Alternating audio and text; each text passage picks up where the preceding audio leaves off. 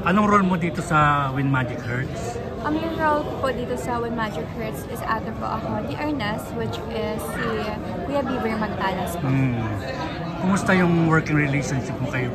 Actually po at first, naiilang po talaga ako kay Kuya Beaver at nahihiya at the same time because syempre po, I'm new po and si Kuya Beaver is from Star Magic na po. So ayun, nahihiya po talaga ako. I remember pinagalitan kami ni Direct Gabs. Kasi sabi ni Direct Gabs, mukha daw kaming hindi magkapatid. Kasi nga, nagkakahiyaan kami. Pero naman, nung na-realize namin na, ay, kailangan namin mag-work. So, ayun, nagka-crack kami ng joke to each other. Tapos, hanggang sa naging comfortable na kami sa isa't isa. So, bago mag-shooting yan, wala pa kayong bonding talaga na dalawa? Wala po. As in, zero. As in, never ko pa po siya na-meet.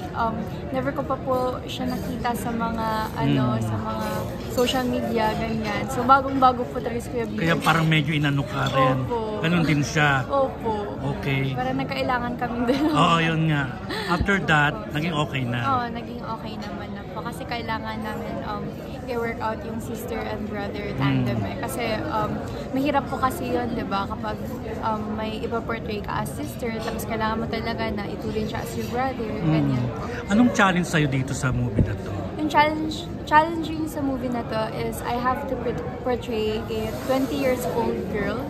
And in real life po, 14 years old pa ako. Batang-bata pa. Yeah, so mas old pa po si Kuya Beaver sa akin. Kaya nagkukuya po talaga ako. Pero yung role ko po dito is ate na ate po talaga. Opo. Parang mahirap yata magpaka-ate na sa whole production, ako po talaga yung pinakabunso. Like, baby ako sa set. Pero pagdating na po talaga sa camera, kailangan na maging ate.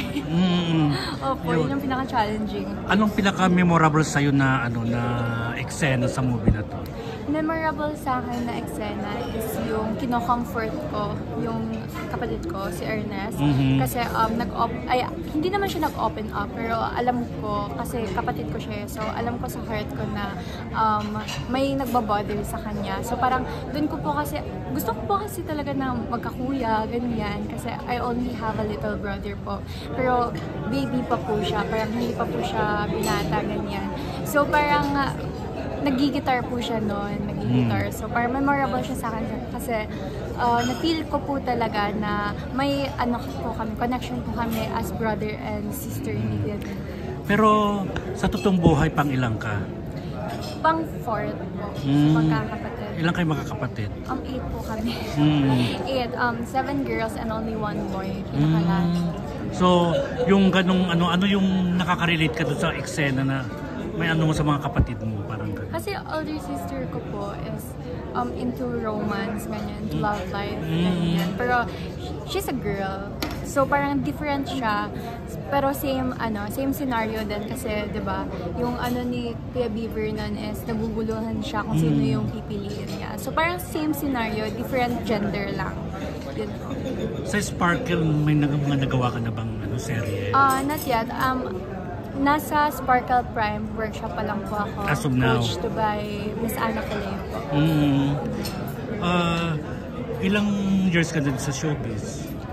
Ngayon, as in bago pa lang po ako. Nag-start lang po ako last year po. Last year? Yes po. So anong feeling mo na nag-start ka last year tapos biglang nawala yung manager mo, si Toto?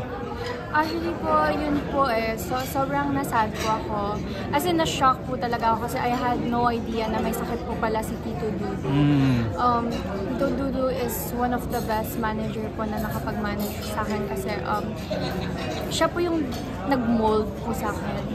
Like, I remember 13 years old ako, pinapayat niya ako kasi awkward stage, ganyan. Talagang pinursigan niya ako kasi sabi niya na may nakikita siyang potential sa akin, gano'n. So, parang big part po talaga si Tito Dudu sa journey ko po. Sinong inano mo na sana maka-partner ko to, parang gano'n, inaasam mo? Like, nakasama sa, sa project, maka-partner? Opposite gender po. Oo, kung meron ka bang showbiz crush, sino? Crush lang naman.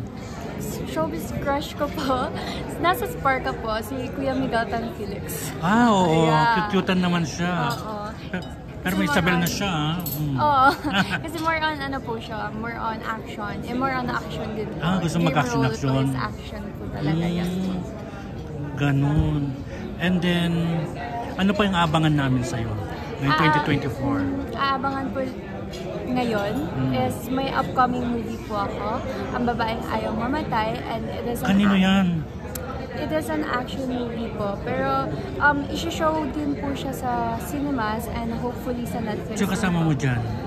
Kasama ko po dito si Cara Mina, si Ate Cara Mina po, and mga veteran actors din Directed po. by? Directed by Ron Sapinoso po. Okay. Tapos itong When Magic Hurts. Apo. Ayan. Mauna po itong manager. Oo. So, ayun. Good luck sa'yo, ha? Thank you po. Okay.